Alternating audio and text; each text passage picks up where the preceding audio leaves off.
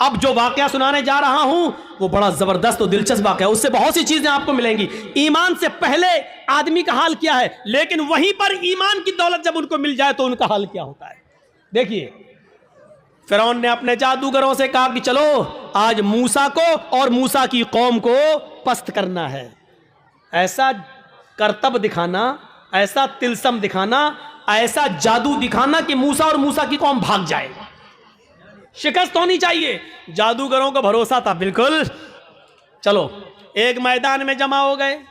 मूसा अपने चंद साथियों को लेके आए, फिरौन अपना लाव लश्कर लेकर आया। फिरौन के साथ बड़े माहिर जादूगर थे, ये वाकया सुना होगा, लेकिन आज मुझसे सुनो। फिरौन के साथ बड़े माहिर जादूगर थे। तय होता कि चलो अपना अपना कर्तव्य दिखलाओ। फिरौन ने कहा है जादूगरों, अपने जादूगरों से चलो दिखाओ। जादूगर चूंकि ईमान वाले तो थे नहीं, इसलिए सौदेबाजी पर उतर आए और फिरौन से कहने लगे, फिरौन मेरे मालिक, मेरे आका, मेरे रब, मेरे खुदा, ये बता दो अगर हम फिर मूसा पर गालिब आ गए, अगर हम जीत गए, अगर हमने मूसा और उनकी कौम को हरा दिया तो हमारा इनाम क्या होगा। पहले हमारा इनाम तो बता दो, हम ऐसे ही क्यों करतब दिखाएं, हमारा इनाम क्या होगा। फिरौन ने कहा कि दिखाओ अपना करतब, दिखाओ अपना जादू। तो फिरौन के जादूगरों ने जादू दिखाने से पहले क्या कहा। कुरान उन जादूगरों के अल्फाज को रिकॉर्ड करता है। उन जादूगरों ने फिरौन से कहा, इन्ना लना लाजरन इन कुन्ना नहनुल गालिबीन। ठीक है, हम अभी जादू दिखाते हैं, लेकिन आए फिरौन ये बताओ अगर हमने मूसा और मूसा की कौम को हरा दिया और हमारा करतब देखकर, हमारा नाटक देखकर अगर ये सब हार जाओ, भाग जाएं, तो हमारा अज्र क्या होगा। इन्ना लना लाजरन, हमारी मजदूरी क्या होगी, हमारा इनाम क्या होगा। इन कुन्ना नहनुल गालिबीन, अगर हम इनके ऊपर गालिब आ गए तो, अगर हम इनके ऊपर गालिब आ गए तो क्या इनाम होगा। फिरौन ने मुस्कुराते हुए जवाब दिया,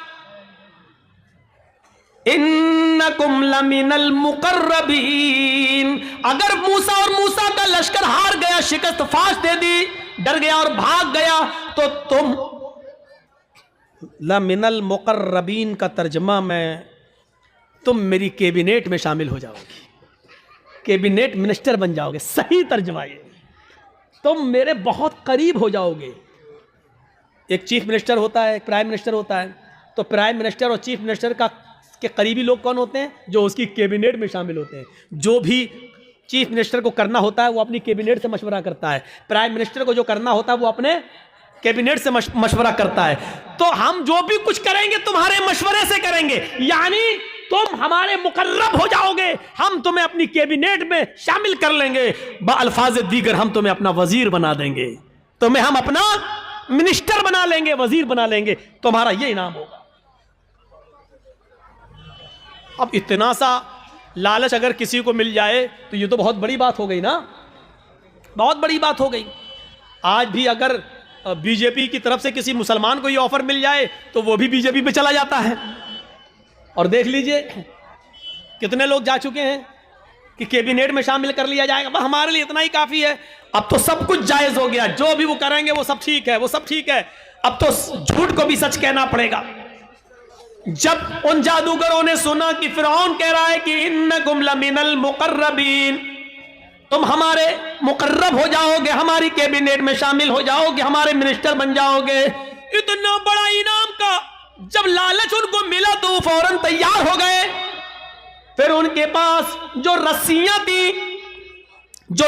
थी उन्होंने उन रस्सियों को फेंका, उन्होंने उन रस्सियों को डाला। उन्होंने जब उन रस्सियों को मूसा के सामने और मूसा की कौम के सामने फेंका तो वो रेंगते हुए सांप बन गए, रेंगते हुए सांप बन गए, सांप बनकर रेंगने लगे। हालांकि वो सांप नहीं थे, वो नजर बंदी थी, हमें दिखाई दे रहे हैं सांप की तरह रेंग रहे, लेकिन वो सांप नहीं थे।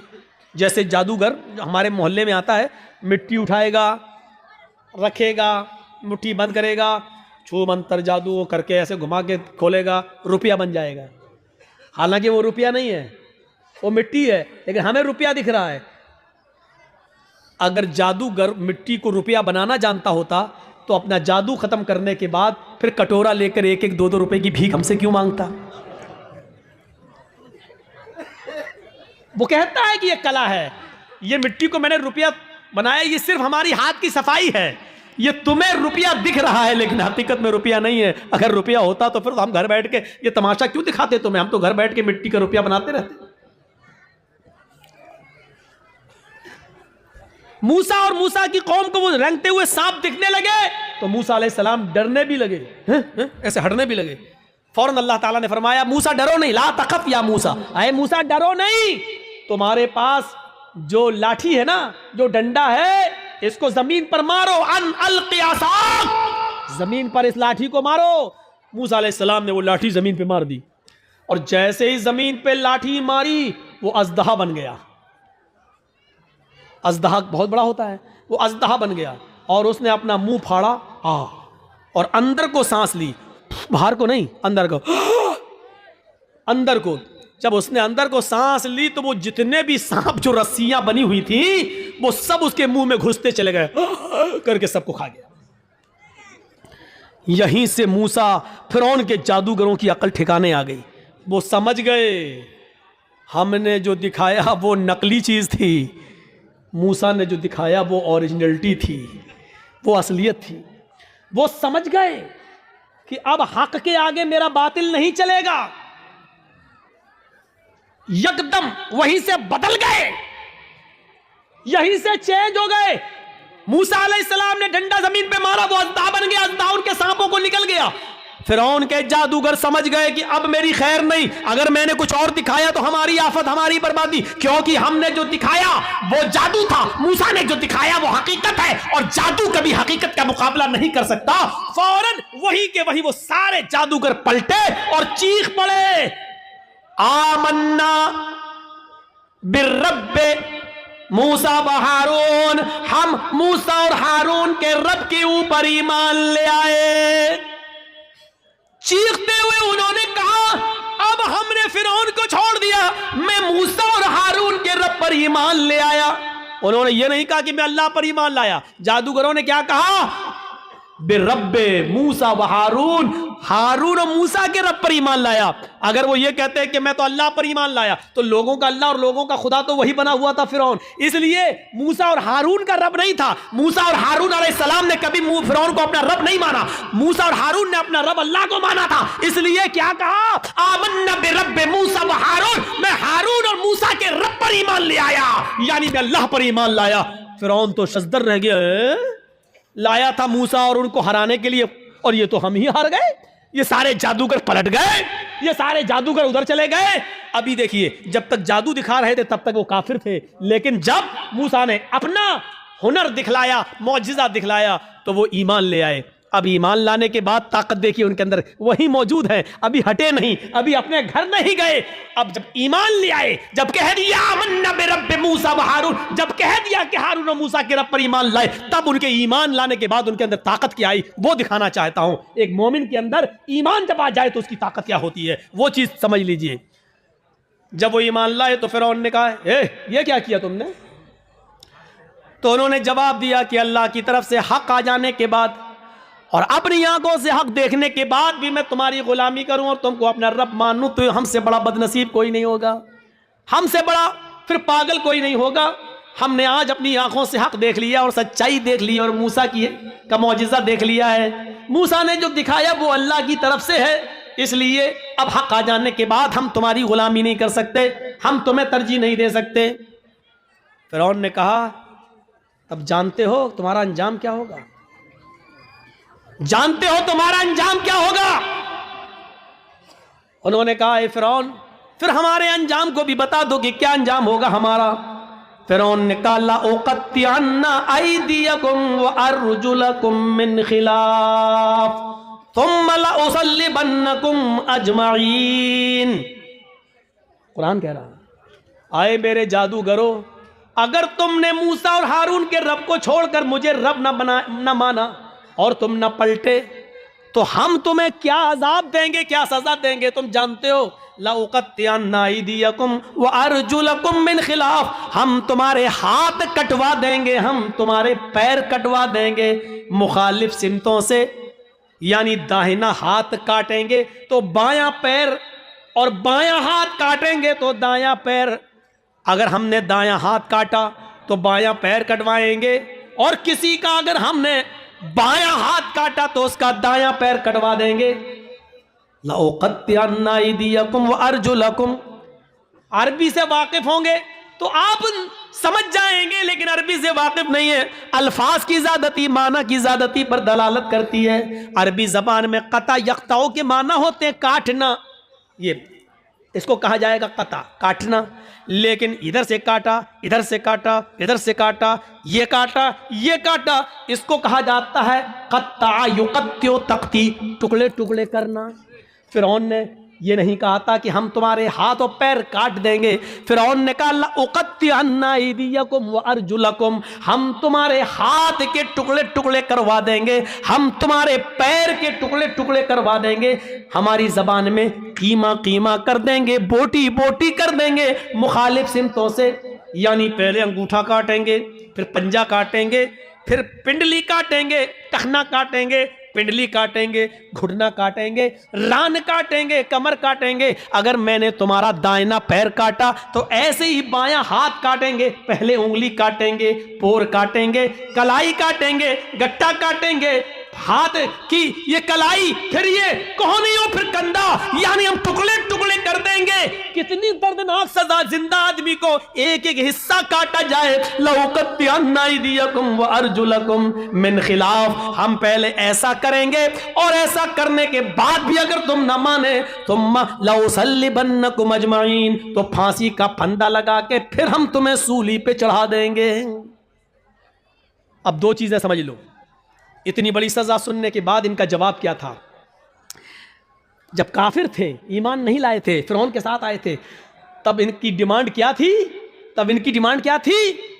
इन्ना लना लअजरन, अगर हमने अपना जादू दिखाया और मूसा को हरा दिया तो आप हमें इनाम क्या देंगे? अभी इनाम मांग रहे थे, सोना चांदी दौलत मांग रहे थे, लेकिन ईमान लाने के बाद जब इतनी बड़ी सजा सुनी तो उसके बाद उनका जवाब क्या था? यह है ईमान की ताकत। उनका जवाब यह था, फ़क़ज़ी मा अंत क़ाज़िन, फ़क़ज़ी मा अंत क़ाज़िन इन्नमा तक़ज़ी हाज़िहिल हयात दुनिया। आए फिरौन, तुझे जो करना हो कर। फ़क़ज़ी मा अंत क़ाज़िन, आए फिरौन तुझे जो करना हो कर, मेरे साथ, मेरी बॉडी के साथ, मेरे जिस्म के साथ, मेरे पैरों के साथ, मेरे हाथ के साथ, मेरे जिस्म के साथ जो कुछ भी तू कर सकता है कर ले।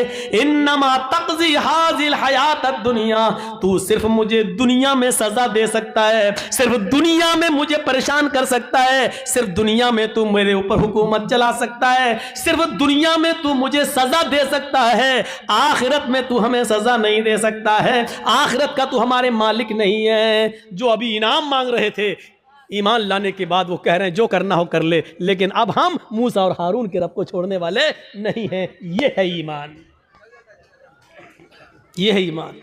यहाँ तो हमारा ईमान का बड़ा हाल है, अगर दो चार आदमी हमें पकड़ के बांध दो जय श्री राम, तो हम कह भी देंगे अपनी जान बचाने के लिए जय श्री राम। वो एक अलग मसला है कि ऐसे मौके पर नारा लगाना चाहिए या कोई मजबूर करे तो जय श्री राम कह सकते हैं कि नहीं कह सकते, वो एक अलग मसला है। उस मसले पे जाएंगे तो रात बीतेगी, क्योंकि फिर दलीलें देना पड़ेंगी और सबूत देना पड़ेंगे। उस तरफ अभी हम नहीं जाना चाहते हैं मेरे भाइयों, ये एक अलग मसला है। लेकिन जरा सोचो कि आज हमारा ईमान क्या है और उनका ईमान क्या था। जो अभी इनाम मांग रहे थे वो अब कह रहे हैं कि सजा भी दे दो, लेकिन हम अब ईमान से फिरने वाले नहीं है। ये होता है ईमान, ये होता है ईमान। अरे हम ईमान के लिए और इस्लाम के लिए अपनी जान की कुर्बानियां क्या देंगे? हम तो अपने मुआशरे में और अपनी समाज में फैली हुई बुरी बिदअतों को भी छोड़ने के लिए तैयार नहीं हैं। हमारे बाप दादा जो करते आए हैं वही हम करेंगे, हमारे बाप दादा जो करते आए वही करेंगे। ये नए मुल्ला मौलवी जब से पैदा हो गए तब से ये नए नए मसले बताने लगे हैं। ये सूरत हाल आज हमारे दरमियान आ गई है, यह सूरत हाल आज हमारे दरमियान चली हुई है। कोई चीज हमारी मस्जिद में आज हो रही है, बंद हो जाती है, फिर दोबारा चालू हो जाती है। हम अपने बाप दादा की राइज करदा बिदातों को हम खत्म नहीं कर पा रहे हैं। ईमान और इस्लाम के लिए हम अपनी जान क्या कुर्बान करेंगे, हम क्या छोड़ेंगे। हजरत हाजरा की तरह अपने शौहर को कौन औरत छोड़ने के लिए तैयार होगी, और कौन आदमी ऐसा होगा जो अपने बच्चे को इस्माइल की तरह छोड़कर चला जाए और फिर पलट कर भी ना देखे। हम भी जाते हैं तो एक उम्मीद होती है कि चलो बीवी सऊदीया जा रहे हैं, इस बच्चे ही के लिए तो जा रहे हैं, तुम्हारे लिए तो जा रहे हैं, लेकिन 1 साल के बाद आ जाएंगे, 2 साल के बाद आ जाएंगे, लेकिन वो भी घर में सारा इंतजाम करने के बाद आप जाते हैं और सऊदी जाने के बाद पैसे वगैरह भेजते रहते हैं। यहां तो कुछ नहीं है, अंधेरी रात में क्या होगा, सत्तू और पानी के अलावा कुछ नहीं है, वो भी 2 दिन के लिए, बाद क्या होगा, मेरी बीवी क्या करेगी, मेरा बच्चा क्या करेगा। जरा तसव्वुर कीजिए इस पोजीशन में अपनी बीवी और बच्चे को छोड़ना। हम तो अपनी बिदातों को कुर्बान नहीं कर पा रहे हैं, नहीं छोड़ पा रहे हैं। हमारे बाप दादा जो करते चले आ रहे हैं वो हम करते रहेंगे। वही बात लौट फिर के आती रहती है कि मौलाना साहब क्या किया जाए। मस्जिद में फर्ज नमाज के बाद इमाम के साथ दुआ मांगना कैसा है, कब्रिस्तान में दुआ करना कैसा है, किसी आदमी के मर जाने के बाद किसी मौलाना के साथ उसके घर पे जाकर भोज खाने के बाद दुआ करना उसकी मग़फ़िरत की, ये कैसा है। वही पुराने घिसे पिटे सवाल जो हम 15-20 साल से इन इलाकों में आके बोलते जा रहे हैं, वही सवाल, और आज तक हम उनको खत्म करने के लिए तैयार नहीं होते हैं। ये हमारी बेशर्मी का हाल है, ये हमारी बेशर्मी का हाल है। मेरे भाइयों, आज फिर एक बात को जहन में बिठा लो, दुआ करना गलत नहीं है। एक बात फिर जहन में रख लो, दुआ एक इबादत है, और इबादत वैसे की जाएगी जैसे जनाब मोहम्मद रसूलुल्लाह ने बताई है।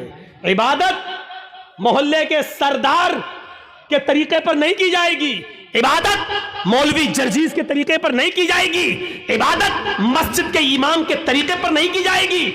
मस्जिद का इमाम कुरान और हदीस बता सकता है, लेकिन मौलवी के तरीके पर इबादत नहीं की जाएगी। इस बात को आप हमेशा जहन में रखिए। दुआ मुख्कुल इबादा, दुआ इबादत का मग़ज़ है। दुआ के लिए आपको कोई मना नहीं करता है। दुआ जहां अल्लाह के रसूल ने हाथ उठाकर की है आप करिए, कोई मना नहीं करता है। दुआ जहां हाथ उठाकर नहीं की है वहां आप हाथ उठाकर करेंगे तो वहां हम मना करेंगे, इसलिए कि हाथ उठाना साबित नहीं है। मसलन लैट्रीन में जाने की दुआ है, अब आप लैट्रीन में घुस के पढ़िए हाथ उठा के, अल्लाहुम्मा इन्नी अऊज़ु बिका मिनल खुब्सि वल खबाइस। अब बैठिए, बैठिए, दुआ है, क्यों हाथ नहीं उठाया। मैं पूछना चाहता हूं उन लोगों से जो मस्जिद में मजबूर करते हैं इमाम को कि हाथ उठाओ, और पब्लिक से कहते हैं हाथ उठाकर दुआ करो। अगर दुआ के लिए हाथ उठाना है तो लैट्रीन में जाने की दुआ है, बताओ क्यों नहीं हाथ उठाते हो। सब लैट्रीन में क्यों, अरे जब लैट्रीन में दुआ पढ़ सकते हो तो हाथ क्यों नहीं उठा सकते हो। जब लैट्रीन में अल्लाह का नाम ले सकते हो, अल्लाहुम्मा इन्नी अऊज़ु बिका, तो हाथ उठाने में क्या हर्ज है, क्यों नहीं उठाते हो। अब हमारी अकल कह रही है गंदी जगह पर हाथ कैसे उठाएं, अभी अकल ही तो कह रही है ना। तो मैं कह रहा हूं गंदी जगह पर फिर अल्लाह का नाम क्यों ले रहे हो। नहीं साहब, वो तो अल्लाह के नबी ने बताया है, तो अल्लाह के नबी ने बताया, तो यहाँ अल्लाह के नबी ने हाथ नहीं उठाया तो हम हाथ नहीं उठाएंगे। अच्छा, खाना खाओ, क्या दुआ है, बिस्मिल्लाह या बिस्मिल्लाह व अला बरकतिल्लाह, ये दुआ है खाना खाने की। अब आप खाना बैठो, जर्जी साहब खाना लगे, हाँ बिस्मिल्लाह, अब हम खाएं, या बिस्मिल्लाह व अला बरकतिल्लाह, अब हम बोलिए। चलो ये तो लैट्रीन नहीं है, ये तो घर है। यहां पर हाथ उठाकर अगर कोई आदमी दुआ करे बिस्मिल्लाह या बिस्मिल्लाह व अला बरकतिल्लाह, तब खाना खाए, कैसा लगेगा आपको। क्यों नहीं उठाते हो, ये भी तो दुआ ही है। साहब अल्लाह के नबी ने नहीं उठाए इसलिए हमने उठाए। आ गई ना बात वही, जहां नबी ने उठाया वहां उठाओ। हम भी तो यही कह रहे हैं, जहां नबी ने नहीं उठाया वहां मत उठाओ। हम भी तो आपसे यही कह रहे हैं। अच्छा, वुजू बनाया, क्या दुआ पढ़ते हो, बिस्मिल्लाह। वुजू के बाद क्या दुआ पढ़ते हो, अशहदु अल्ला इलाहा इल्लल्लाह व अशहदु अन्ना मुहम्मदन अब्दुहु व रसूलुहु अल्लाहुम्मा जअलनी मिनत तव्वाबीन व जअलनी मिनल मुततहिरीन, यही दुआ तो पढ़ते हो। अच्छा, वुजू बनाने के बाद किसी को देखा, पैर धुलने के बाद आया हो, किबले की तरफ मुंह करके अशहदु अल्ला इलाहा इल्लल्लाह वहदहु ला शरीका लहु व अशहदु अन्ना मुहम्मदन अब्दुहु व रसूलुहु अल्लाहुम्मा जअलनी मिनत तव्वाबीन व जअलनी मिनल मुततहिरीन। मैं पूछना चाहता हूं क्यों नहीं हाथ उठाते हो। यहां वुजू के बाद की दुआ है, हाथ उठाना साबित नहीं है। अजान के बाद की दुआ है अल्लाहुम्मा रब्बा हाज़िहि दावत तामा व सलातिल काइमा आति मुहम्मदनिल वसीला वल फजीला, लेकिन हाथ उठाना साबित नहीं है। चांद देखकर दुआ मांगना साबित है, चांद देखकर दुआ मांगी जाए, लेकिन हाथ उठाना साबित नहीं है। इसी तरीके से कब्रिस्तान में जाकर दुआ करना जायज है। अल्लाह के नबी ने फरमाया इस्तगफिरू लिअखीकुम, अपने भाई के लिए दुआ करो। हर आदमी को मिट्टी देने के बाद अपने भाई के लिए दुआ करना चाहिए, लेकिन यहां हाथ उठाना साबित नहीं है। जैसे इन जगहों पर हाथ उठाना साबित नहीं है, ऐसे ही कब्रिस्तान में भी हाथ उठाकर दुआ करना साबित नहीं है। या है तो हमें बताओ कहां है। नहीं साहब उठा लें तो हर्ज क्या है। अब इसका जवाब सुनो, अरे हमने हाथ उठाकर दुआ कर ली तो हर्ज क्या है। तो अब मुझे जवाब दो, लैट्रीन में हमने कह दिया हाथ उठाकर अल्लाहुम्मा इन्नी अऊज़ु बिका मिनल खुब्ज़ि वल खबाइस, तो हर्ज क्या है, मुझे इतना बता दो। अज़ान के बाद हमने हाथ उठाकर दुआ मांग ली है, अशहदु अल्ला इलाहा इल्लल्लाह, हर्ज क्या है, मुझे बता दो। यहां आपको हर्ज लगता है, मुझे कब्रिस्तान में हाथ उठाकर दुआ मांगने में हर्ज लगता है। क्यों इस्लाम को अपने और अपने बाप दादा के तरीके पर चलाना चाहते हो। इस्लाम चलेगा तो सिर्फ फातिमा के बाप के तरीके पर चलेगा। इस्लाम न तुम्हारे तरीके पर चलेगा, न मेरे, न तुम्हारे बाप के तरीके पर चलेगा, न मौलवी जर्जीज के बाप के तरीके पर चलेगा। इस्लाम चलेगा तो जनाब मोहम्मद रसूलुल्लाह के तरीके पर चलेगा। आपको नमाज पढ़ने के बाद दुआ से कोई नहीं रोकता। यकीन मानिए, नमाज पढ़ने के बाद आप दुआ करिए, हम आपको नहीं रोकते हैं। अच्छा अमल है नमाज पढ़ना, और नमाज के बाद दुआ मांगना अच्छा अमल है। मांगिए मांगिए, मना नहीं किया जा रहा है। लेकिन यहां अल्लाह के रसूल से हाथ उठाकर दुआ मांगना, और नबी के हाथ उठाने के बाद सहाबा का हाथ उठाना, और नबी का हाथ चेहरे पर फेर कर फेरना, और उसके बाद सहाबा का भी हाथ चेहरे पर फेर लेना, नबी का दुआ मांगना और सहाबा का उस दुआ पर आमीन आमीन कहना, यहां नमाज के बाद साबित नहीं है। इसलिए आपको भी ऐसा नहीं करना है। अकेले आप जितनी लंबी दुआ मांगना चाहे मांगे। आपकी बेटी बड़ी है, शादी के रिश्ते आते टूट जाते हैं, नमाज के बाद दुआ मांगिए, अल्लाह मेरी बेटी को कोई दीनदार रिश्ता अता फरमा दे। आपकी रोजी रोटी में बरकत नहीं, अल्लाह मुझे मेरी रोजी रोटी में बरकत दे। आपको जितनी दुआ मांगना मांगो, ये 2 मिनट वाली दुआ को रस्म मत बनाओ मेरे भाई। इमाम साहब ने कहा अस्सलाम वालेकुम वरहमतुल्लाह, अस्सलाम वालेकुम वरहमतुल्लाह, अल्लाहुम्मा आमीन आमीन, पीछे कर आमीन आमीन आमीन आमीन। अबे ये कौन सी दुआ है। और 2 मिनट में ला इलाहा इल्लल्लाह मुहम्मदुर रसूलुल्लाह, 2 मिनट में तेरी भी जरूरत पूरी हो गई, 2 मिनट में उसकी भी हो गई। वहां इमाम कह रहा है अल्लाह मेरी रोजी रोटी में बरकत दे, आप कह रहे हैं आमीन। अरे फायदा तो इमाम का हो रहा, आपका क्या हो रहा है मुझे बताओ। वो इमाम तो अपनी दुआ कर रहा है?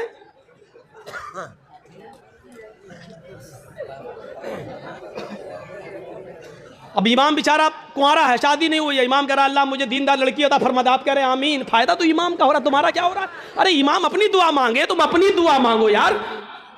इमाम की अपनी जरूरतें हैं, तुम्हारी अपनी जरूरतें हैं। इमाम का बेटा बीमार है, उसके पेट में दर्द है, वो कह रहा अल्लाह मेरे बेटे को शिफा अता फरमा। तुम्हारे बाप को कैंसर है, तुम अपनी दुआ मांगो अल्लाह मेरे बाप को कैंसर है, अल्लाह मेरे बाप को शिफाए कामिला और आजिला अता फरमा। अरे इमाम के साथ साथ तेरे आमीन कहने से मखसूस दुआएं हो रही हैं। इमाम तेरे लिए दुआ नहीं कर रहा है, और तुम जो आमीन आमीन कह रहे हो उसमें तुम्हारे लिए दुआओं पे आमीन नहीं कही जा रही है। अरे तुम अपनी दुआ मांगो, इमाम की जरूरत 2 मिनट में पूरी हो रही है, तुम्हें कुछ ज्यादा मांगना है तुम ज्यादा मांगो। ये क्या दुआ है कि जब इमाम की सारी जरूरतें पूरी हो रही हैं उसी वक्त तुम्हारी भी हो रही हैं। 2 मिनट में तुम्हारी भी दुआ हो गई, उसकी भी दुआ हो गई। अब हमने कुछ और मांगना था, लेकिन अब हम नहीं मांग पा रहे हैं क्योंकि इमाम ने हाथ फेर लिया, हमें भी फेरना पड़ रहा है। अब हमें कुछ और मांगना है। मेरी बीवी हमें कुछ समझती ही नहीं है, अब कह अल्लाह मेरी बीवी को मेरा फरमा बरदार बना दे। अब इमाम तो हाथ फेर चुके हैं, अब कैसे दुआ मांगे। अब मांगना चाह रहे हैं लेकिन हाथ गिर भी नहीं रहे, लेकिन मजबूरी में फेरना पड़ रहा है। अब फेरना पड़ा, अब मुंह में कहना पड़ रहा अल्लाह मेरी बीवी को हिदायत दे। इसको आदत मत बनाइए मेरे भाई। दुआ को हम मना नहीं कर रहे हैं, नमाज के बाद भी दुआ को मना नहीं कर रहे हैं। दुआ को हम सिर्फ इसलिए मना कर रहे हैं कि सलाम फेरने के बाद आदमी आज़ाद हो गया है। वो अपनी दुआ मांगे, आप अपनी दुआ मांगिए। वो 2 मिनट मांगो, 5 मिनट मांगो, 10 मिनट मांगो, 15 मिनट मांगो, आधा घंटा मांगो। और दुआ तो मेरे भाइयों मजमे में है। सही बताऊं तो दुआ का हक अदा ही नहीं होता है। दुआ का हक अदा तो तन्हाई में होता है, जब कोई ना देख रहा हो, 2 रकात नमाज पढ़ के अपने आप को सबसे छिपा कर रो रो कर आंखों से आंसू बहा बहा कर दुआ की जाए, तब दुआ का मजा कुछ और है। मेरे भाइयों, ये दुआ का मजाक है। अल्लाह गांव में बहुत ज़्यादा लफड़ा, अल्लाह अल्लाह मेरे गांव में बरकत दे, अल्लाह मेरे चौधरी को समझा दे, अल्लाह मेरे ये आमीन आमीन मोहम्मद रसूलुल्लाह। ये दुआ का मजाक है यार, मत बनाओ मजाक। इतना मजाक दुआ का कभी नहीं बनाया गया जितना हम दुआ का मजाक बना रहे हैं। हाथ उठाकर भी मांग सकते हो, लेकिन अकेले तन्हा। कब्रिस्तान में दुआ मांगने का हुक्म है और हर शख्स को दुआ मांगना चाहिए, लेकिन वहां हाथ उठाना साबित नहीं है। वहां सिर्फ हुक्म यह इस्तगफिरू लिअखीकुम, अपने भाई के लिए दुआ करो, सिर्फ दुआ है। अगर हाथ उठाना होता तो अल्लाह के नबी कहते हैं अपने भाई के लिए दोनों हाथ उठाकर दुआ करो। और यह आता कि अल्लाह के रसूल ने फला फला के दफनाने के बाद आपने दोनों हाथ उठाकर दुआ की है, आता हदीस में, लेकिन हदीस की किसी किताब में नहीं आया अल्लाह के रसूल ने किसी भी सहाबी को दफन करने के बाद अपने हाथों को उठाकर दुआ की हो, कहीं नहीं आता है। हाँ, ये आया कि अल्लाह के रसूल ने कब्र में सहाबी को दफन करने के बाद सहाबा से फरमाया इस्तगफिरू लिअखीकुम, अपने भाई के लिए दुआ करो। आप चाहते तो कह सकते थे मैं दुआ कर रहा हूं, आप लोग आमीन आमीन बोलो, अल्लाह जिसका इंतकाल हुआ उसके रूह को आला इल्लीन के अंदर जगह अता फरमा, अल्लाह उसके पसमानदगान को सब्र जमील अता फरमा। आप चाहते तो कब्रिस्तान में सब दुआ कर सकते थे, लेकिन आपने न की ऐसे, और न लोगों ने आमीन कहा, बल्कि आपने सबको हुक्म दिया कि तुम अपने भाई के लिए दुआ करो। यानी तुम अपनी दुआ करो, हम अपनी दुआ कर रहे हैं, दुआ सब करें लेकिन अलग अलग करें। और हाथ उठाना यहां साबित नहीं है, इसलिए हाथ ना उठाया जाए, सीधी सी बात है। अब फिर हुक्म यह है कि आप किसी भी मैयत के लिए कभी भी किसी भी वक्त दुआ कर सकते हैं, लेकिन चंद लोगों को इकट्ठा करके मैयत के घर जाकर उसको सब्र की तलकीन करने के बाद, भोज वोज खाने के बाद या दुआ करने के बाद भोज खिलाया जाता है। मुझे नहीं मालूम आपके यहाँ क्या होता है। और वहाँ घर पे जाने के बाद फिर इमाम साहब दुआ करते हैं और उस घर के सब लोग आमीन आमीन कहते हैं। मेरे भाइयों, बिदात है, बिदात है, बिदात है। इस बुरी रस्म को बंद करिए, इस नौटंकी को बंद कीजिए। मैं इसको नौटंकी कहता हूँ। इस नौटंकी को बंद कीजिए, दुआ आप कीजिए। अरे बीवी, अगर शौहर मर गया है तो बीवी शौहर के लिए दुआ करे, बाप मर गया तो बेटा शौहर अपने बाप के लिए दुआ करे। अरे सदका जारिया सबसे बेहतर यही है कि बेटा अपने बाप को अपनी दुआओं में याद रखे, कुछ दुआएं अपने लिए मांगे, फिर कहे अल्लाह मेरे वालिद को की कब्र को नूर से भर दे, अल्लाह मेरे वालिद की मग़फ़िरत फरमा, अल्लाह मेरे माँ बाप के गुनाह को की बख्शिश फरमा, अल्लाह उनकी लग़्ज़िशों को माफ़ फरमा दे, अल्लाह तो उनको जन्नतुल फिरदौस में जगह अता फरमा। ये है दुआ। बीवी शौहर के लिए दुआ करे, बेटा बाप के लिए करे, बाप बेटे के लिए करे, भाई बहन के लिए करे, बहन भाई के लिए करे। किसने मना किया है? आप जा रहे हैं कब्रिस्तान, जाइए, रोज जाकर दुआ करिए, कौन मना कर रहा है? हफ्ते में 1 दिन जाकर दुआ कीजिए, कौन मना कर रहा है? महीने में 1 दिन जाइए और अपने बाप के लिए हाथ उठाकर नहीं, हाथ छोड़कर कब्र पर खड़े होकर कब्र के पास दुआ मांगी, कौन रोकता है? नहीं। लेकिन आप पूरे साल ना जाएं, सिर्फ ईद के दिन ईद की नमाज पढ़ने के बाद कब्र पर जाकर दुआ मांगे और इसको मामूल बना लें, यह गलत है। आप किसी दिन को मुतय्यन करके दुआ करेंगे तो वही चीज बिदअत हो जाती है। आप आज मांग लीजिए, कल मांगिए, 2-4 दिन बाद मांग लीजिए, मुतय्यन मत करिए, रोज दुआ मांगिए। कब्र पे जाके कोई मना नहीं करता है। और कब्र पे जाके दुआ इसलिए मांगने जाइए आप कि वहां जाएंगे तो आपको अपनी मौत याद आएगी, वरना दुआ मांगने के लिए कब्र पे जाना जरूरी नहीं है। दुआ के लिए आप अपने घर से भी दुआ कर सकते हैं। मेरे भाइयों, मेरे बाप इटावा में हैं और मेरे पास फोन आ जाए और वो बीमार, मैं इस जलसे में भी दुआ कर सकता हूं। आपके डिस्ट्रिक्ट मालदा में रहकर कल मेरे लिए दुआ करो। अब आपसे भी कह सकते हैं कि मेरे वालिद के लिए दुआ करो कि अल्लाह ताला में जर्जी साहब के वालिद को शिफाए कामिला और आजिला अता फरमाए। कोई बुराई की बात नहीं है। दुआ के लिए किसी के घर जाकर ही दुआ की जाए या कब्रिस्तान जाकर दुआ की जाए, ये जरूरी नहीं है। लेकिन अगर आप जाएंगे तो आपको अपनी मौत भी याद आएगी कि एक दिन हमको भी इस जगह आना है। इसलिए आप अगर जाते हैं तो ठीक है। इसी तरीके से मेरे भाइयों, याद रखिएगा, कोई भी काम हो अगर शरीयत की रोशनी में ठीक है तो करेगा।